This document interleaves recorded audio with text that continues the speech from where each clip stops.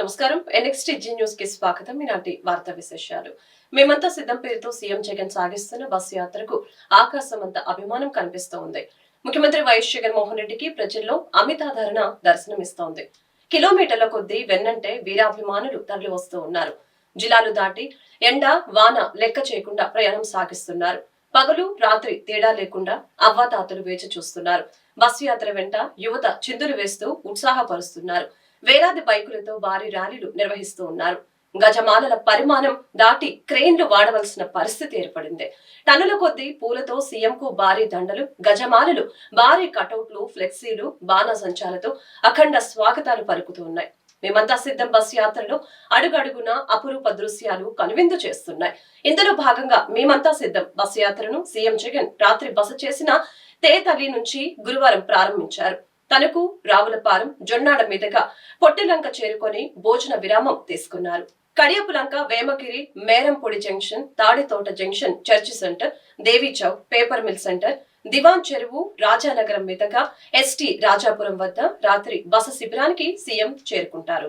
రాష్ట్రంలో 175 అసెంబ్లీ నియోజకవర్గాలకు 25 లోక్సభ స్థానాలకు గురువారం ఉదయం 11 గంటల నుంచి నామినేషన్ల పర్వం ప్రారంభమైంది.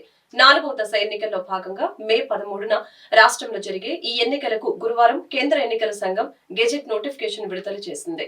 దీంతో ఈ నెల 18 నుంచి ఏప్రిల్ 25 వరకు నామినేషన్ల స్వీకరణ ప్రక్రియ కొనసాగనుంది. అతి కీలకమైన ఈ కార్యక్రమానికి అన్ని జిల్లాల ఎన్నికల అధికారులు ఇప్పటికే ఏర్పాట్లు పూర్తి చేసినట్లు రాష్ట్ర ప్రధాన ఎన్నికల అధికారి ముఖేష్ కుమార్ మీనా ఓ ప్రకటనలో తెలిపారు. అదేవిధంగా 4వ విడత లోక్సభ ఎన్నికల గెజెట్ నోటిఫికేషన్ విడుదల కూడా విడుదలైంది. ఏపీ, తెలంగాణతో సహా 10 రాష్ట్రాల్లో 96 ఎంపీ సీట్లకు 4వ విడతలో ఎన్నికలు జరగనున్నాయి. గురువారం నుంచి నామినేషన్ల స్వీకరణ జరగనుంది. ఏప్రిల్ 25 నామినేషన్ల స్వీకరణకు చివరి తేదీ కాగా ఏప్రిల్ 26 నామినేషన్ల పరిశీలన చేపడతారు. అనంతరం ఈ నెల 29న నామినేషన్ల ఉపసంహరణకు అవకాశం కల్పించారు. మే 13న పోలింగ్ జరగనుంది. వైఎస్ఆర్ కాంగ్రెస్ పార్టీ ప్రతిపాడు అభ్యర్థి బలసాని కిరణ్ కుమార్ ఎన్నికల ప్రచారం చురుగ్గా సాగుతోంది. ఇందులో భాగంగా తాజాగా గుంటూరులో న్యాయవాదులతో ఆత్మీయ సమావేశం నిర్వహించారు. వైఎస్ఆర్ కాంగ్రెస్ పార్టీ ఆవిర్భావం నుంచి న్యాయవాదులు నిత్యం అండగా నిలిచారని ఆయన పేర్కొన్నారు. తన గెలుపుకి ప్రతిపాడు నియోజకవర్గ పరిధిలోని లాయర్లు సహకరించాలని కోరారు. సీఎం జగన్ పరిపాలనలో అన్ని వర్గాలు సంతోషంగా ఉన్నాయని స్పష్టం చేశారు. జగన్ ని మళ్లీ ముఖ్యమంత్రిని చేయడమే లక్ష్యంగా సమిష్టిగా పనిచేయాలని తెలిపారు. అదేవిధంగా బలసాని కిరణ్ కుమార్ తో పాటు రాష్ట్రంలో వైఎస్ఆర్ కాంగ్రెస్ పార్టీ అభ్యర్థుల గెలుపుకి న్యాయవాదుల ప్రత్యేక కృషి చేస్తారని లీగల్ సెల్ ప్రతినిధులు తెలిపారు. ఈ సమావేశంలో వైసీపీ లీగల్ సెల్ నాయకులు Poluri Venkatareddy, CD Bhagavan, Syed Babu, Abraham Lincoln, Ramesh, Pokala Venkateswarlu, Srinivas, corporator Smitha, Padmaja తదితరులు పాల్గొన్నారు. అంటే నా తోటి అడ్వకేట్లు అనొచ్చు కానీ బట్ ప్రాక్టీసింగ్లో లేను. నేను ఎల్ఎల్బి చేస్తున్నాను. చేసిన ఇయర్లీ ఒక 7-8 ఇయర్స్ అవుతా కిషోర్, 8 ఇయర్స్ అవుతా, 8 ఇయర్స్ అయిపోయింది. ఎందుకో నాకు ఆర్కిటెక్చర్ కొంచెం బాగా ఆకర్షించింది. అందుకే దాని వైపు వెళ్ళిపోయాను. అది కొంచెం బాగా రీడింగ్లో ఉండే. Anyways, thank you so much for inviting me here. ఇక్కడ మనం జగనన్న గురించి ఒక 2-3 విషయాలే చెప్పుకున్నాను. ఎక్కువ చెప్పను, మీకు కూడా బోర్ కొట్టించను. ఎందుకంటే నాకంటే ఎక్కువ ఇక్కడ ఉన్నందరూ వాళ్ళకి వైఎస్ఆర్సీపీ సెల్ మీరందరూ కూడా మీకంటే ఎక్కువ పెద్ద దీని నాకు తెలిసి నేను అనుకోను. But I will try to convey some of few things. ఏంటంటే ఫస్ట్ జగనన్నది గురించి మనం మాట్లాడుకున్నట్లయితే ఫస్ట్ అంబేద్కర్ గారి గురించి ఇక్కడ ఉన్న వాళ్ళకి మ్యాక్సిమం అందరికీ తెలుసు. సామాజిక న్యాయానికి మెయిన్ ప్రతీక ఆయన ఇప్పుడు ఎలా అయితే ఉన్నారో, ఆయన అయితే చెప్తున్నారో దాన్ని ఏమాత్రం తూచా తప్పకుండా చేతల్లో చూపించినటువంటి వ్యక్తి మన జగనన్న. ఇది అవునా కాదా? మీరందరూ కానీ చెక్ చేసుకోవాలి. చేతల్లో చూపిస్తున్నటువంటి ఏకైక నాయకుడు మన జగనన్న. అంటే మనం ఈ దేశంలో ఎంతో మంది నాయకులు చూస్తూనే ఉన్నాం, సంఘ సంస్కర్తలు కూడా చూసాము. The one and only political reformer, our CM, one and only CM Jagananna మాత్రమే. ఇది అందరూ మీ అందరికీ కూడా మీరందరూ ఏకీపిస్తారని అనుకుంటున్నాను. ఏకీపిస్తే గట్టిగా చెప్పండి.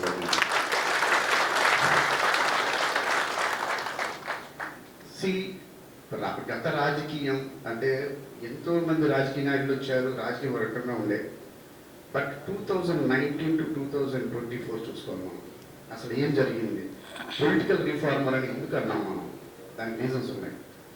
ఈరోజు మనం చూసుకున్నట్లయితే స్టాండర్డ్ ఆఫ్ లివింగ్, జీవన ప్రమాణాలు పేద ప్రజల యొక్క జీవన ప్రమాణాలు మెరుగుపడ్డాయి అనడంలో ఏమాత్రం సందేహం లేదు. మీరు కావాలంటే చెక్ చేసుకున్నట్లయితే మీకు ఓవరాల్ ఇండియాలో ఒక సెన్సెక్స్ ఉంటుంది, కొన్ని దాని తాలూకా జరుగుతూ ఉంటుంది. ఈరోజు ఆంధ్రప్రదేశ్ ప్రభుత్వం గత సంవత్సరాల కంటే, గత ప్రభుత్వం కంటే కూడా ఈరోజు బిలో పావర్టీ లైన్లో కంటే కూడా, అంటే పేద ప్రజలు అతి తక్కువ దానిలో 5th ప్లేస్లో ఉన్నాము. ఇది only because of our one and only CM YS Jaganmohan Reddy గారు. అందుకనే నేనేమంటానంటే ఇదే ఒక 3.5 years, అదే 1.5 year మనకి కరోనాలో పోయింది, 3.5 yearsలో ఇలా ఉంటే ఇంకొక 15-20 years ఉంటే అసలు పేద ప్రజలు అనే వాళ్ళే ఉంటాయి. It's the most important point.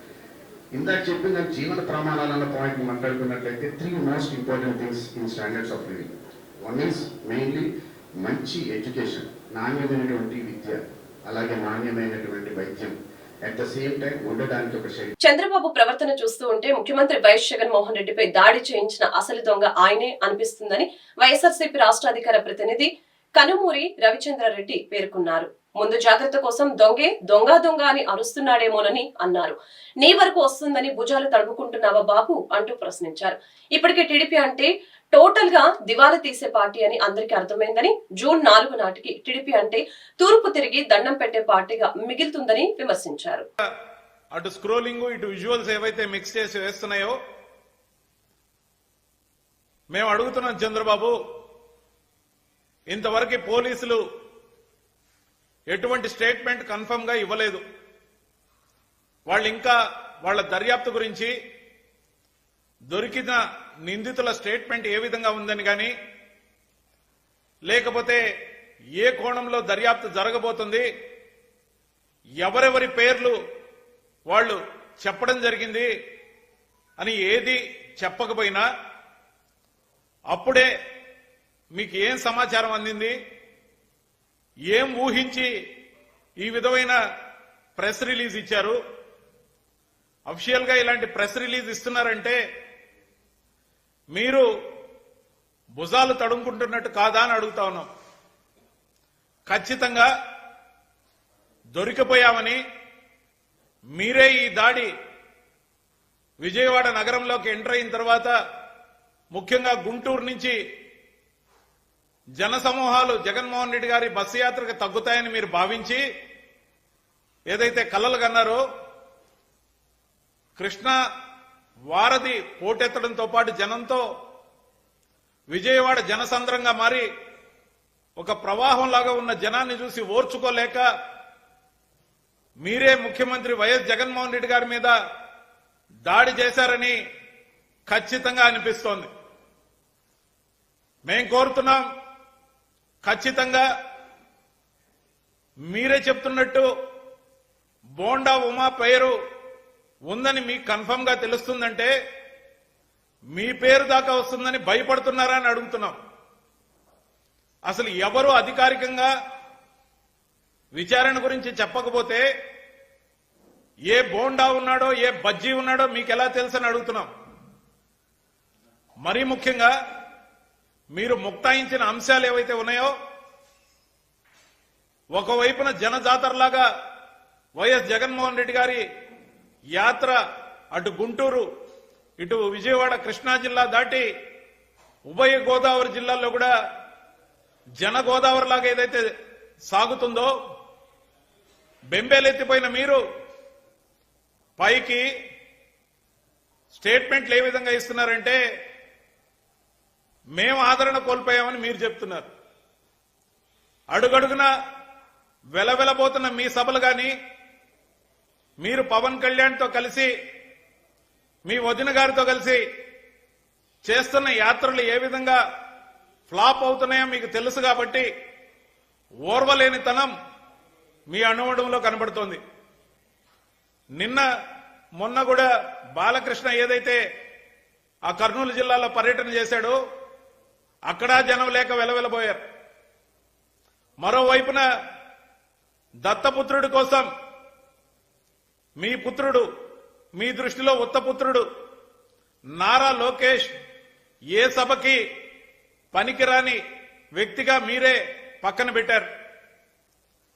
అంతేకాకుండా మీ దత్తపుత్రుడు పవన్ కళ్యాణ్ ఫ్రస్ట్రేషన్ ఎక్కువై సభలో మొన్న నాదెండ్ల మనోహర్ గారితో కలిసి తెనాలిలో జరిగిన మీటింగ్లో హఠాత్తుగా పూనకానికి లోనైనట్టు పిచ్చి పిచ్చిగా ప్రవర్తించడంతో పాటు ఊగిపోతూ అతను చేసిన వికృతమైన చేష్టలు ఏవైతే ఉన్నాయో అనుమానాలు వస్తున్నాయి, మాకే కాదు జనాలకు కూడా.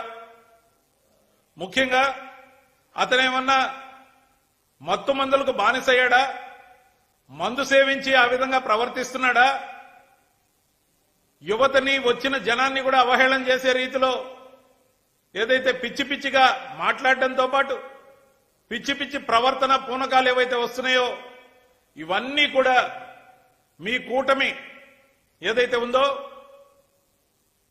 బీజేపీ, జనసేన, తెలుగుదేశం పార్టీల కూటమి పూర్తిగా విఫలమైందని తెలుస్తోంది. అందుకే మీకు అణువణువున కూడా టెన్షన్, ఓడిపోతామనే భయం, అడుగడుగున ఫ్రస్ట్రేషన్ గురవుతున్నారు.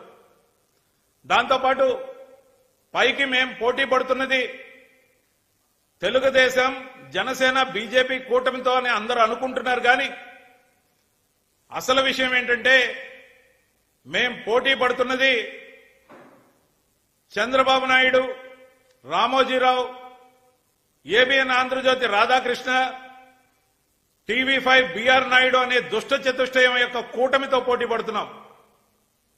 ఖచ్చితంగా కూడా ఈ కూటమి భవిష్యత్తు కూడా రాబోయే రోజుల్లో ఖచ్చితంగా తెల్లారుతుంది. వాళ్ళకి ఎందుకు ఇంత ఆందోళన అంటే రామోజీరావు మార్గదర్శి కేసులో పీకల్లోతి మునిగి ఉన్నాడు. ఇదే ప్రభుత్వం మళ్లీ వస్తే ఉనికి గల్లంతవుతుందని భయం. మరి ఏబిఎన్ రాధాకృష్ణకి కానీ బిఆర్ నాయుడుకి కానీ అనేక ఆందోళనలు ఉన్నాయి. వాళ్ళ భవిష్యత్తు ఏమవుద్దో తెలియని పరిస్థితి. రాష్ట్రంలో వైఎస్ఆర్సీపీ మరొకసారి ప్రభుత్వాన్ని ఏర్పాటు చేయడం ఖాయమని అన్ని వర్గాల ప్రజలు నిర్ధారణకు వచ్చారు. రాజకీయ విశ్లేషకులు, జాతీయ స్థాయి సర్వే సంస్థలు సైతం ఇదే విషయాన్ని నొక్కి వక్కానిస్తున్నాయి.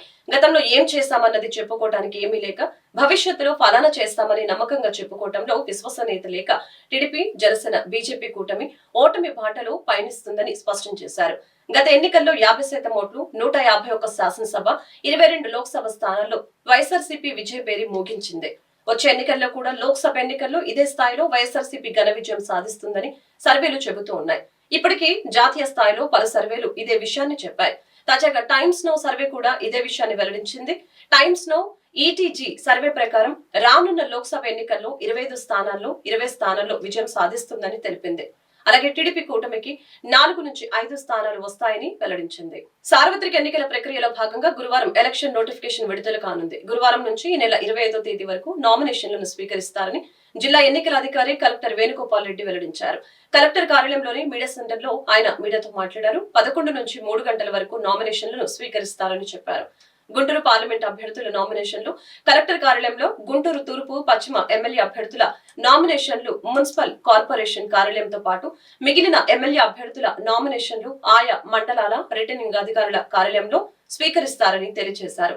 అభ్యర్థులు పూర్తి స్థాయిలో నామినేషన్ పత్రాలను క్షుణ్ణంగా పరిశీలించిన తర్వాతనే దాఖలు చేయాలని సూచించారు. ప్రశాంత వాతావరణంలో ఎన్నికలు జరిగేలా పటిష్టవంతమైన ఏర్పాట్లు చేయడం జరిగిందని కలెక్టర్ ప్రకటించారు. ఎన్నికల సంఘం మార్చి 16వ తారీఖున విడుదల చేసిన షెడ్యూల్ ప్రకారం మన జిల్లాలోని ఒక లోక్సభ స్థానానికి, అలానే 7 అసెంబ్లీ స్థానాలకు రేపు అంటే 18/4/2024 తేదీ నాడు నోటిఫికేషన్ విడుదల కావడం జరుగుతుంది. ఈ నోటిఫికేషన్ విడుదలైన వెంటనే 11 గంటల లోపే రిటర్నింగ్ అధికారులు అందరూ, అంటే గుంటూరు పార్లమెంటుకి కలెక్టర్గా నేను, మిగిలిన 7 అసెంబ్లీ స్థానాలకు 7 మంది రిటర్నింగ్ అధికారులు కూడా ఫామ్ 1లో నోటీస్ అన్ని పబ్లిక్ ఆఫీసెస్లోనూ అంటించడం జరుగుతుంది. సో దీనికి సంబంధించి రేపటి నుంచే, అంటే నోటిఫికేషన్ విడుదలైన రోజు నుంచే మనం నామినేషన్స్ తీసుకోవడం జరుగుతుంది.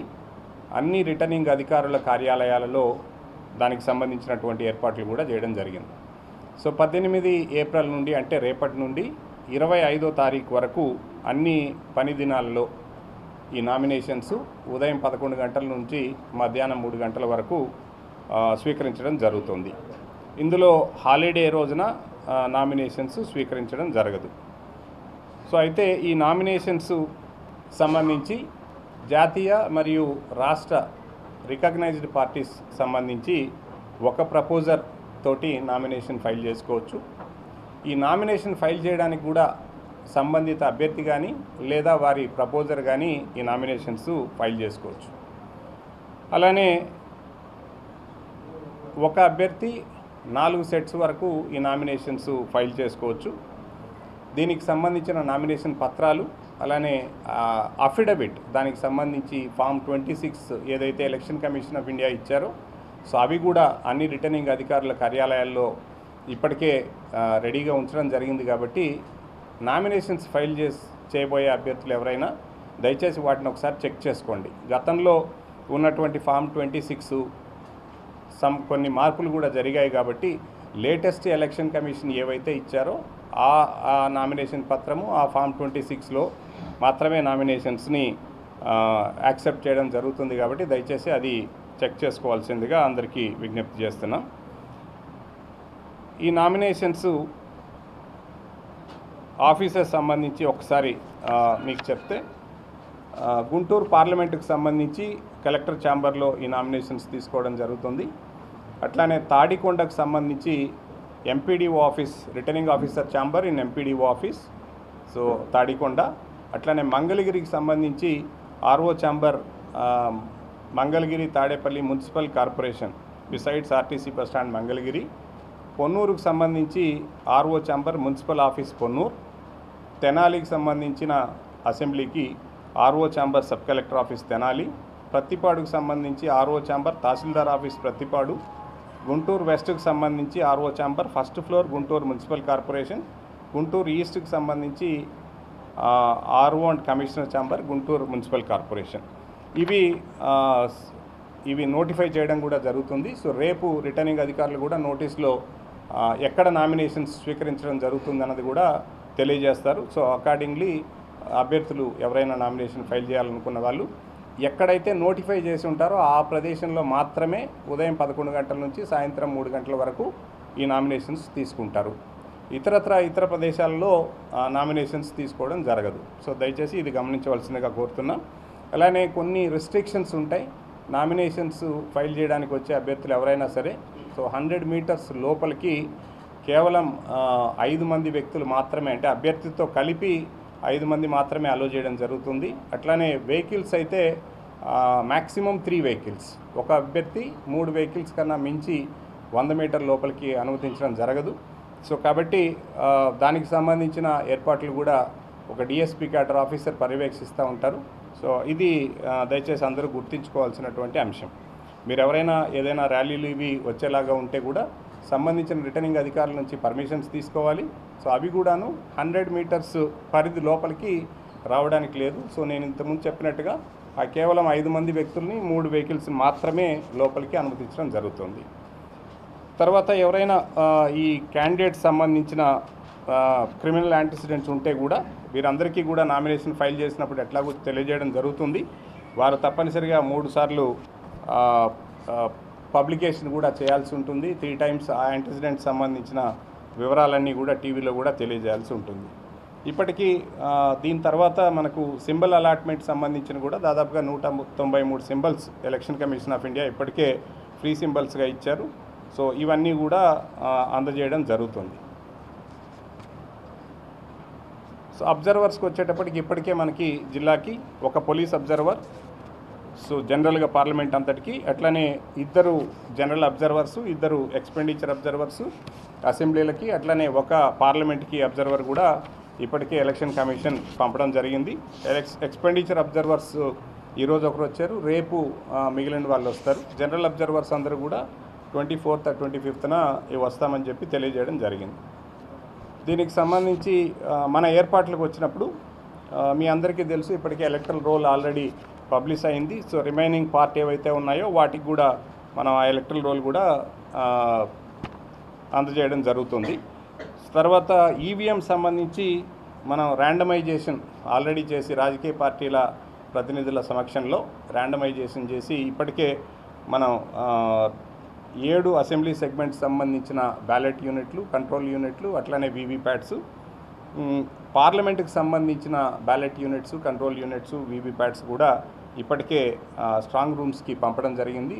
అక్కడ కూడా రాజకీయ పార్టీల ప్రతినిధుల సమక్షంలో వాటన్నిటినీ కూడా భద్రపరచడం జరిగింది.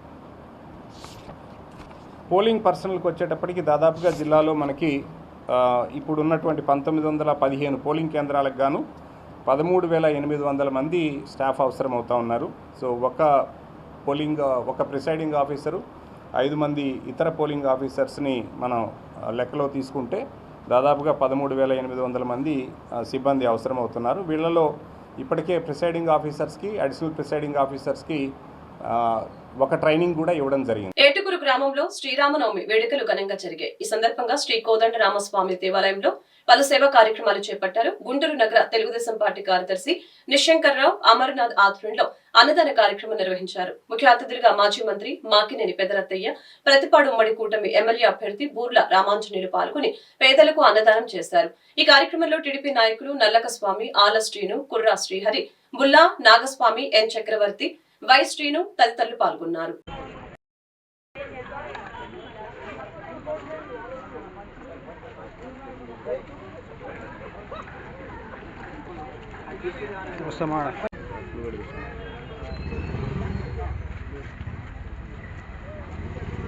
ఈ వార్తలు ఇంతటితో సమాప్తం. మరొక బులెటిన్ లో మళ్ళీ కలుద్దాం.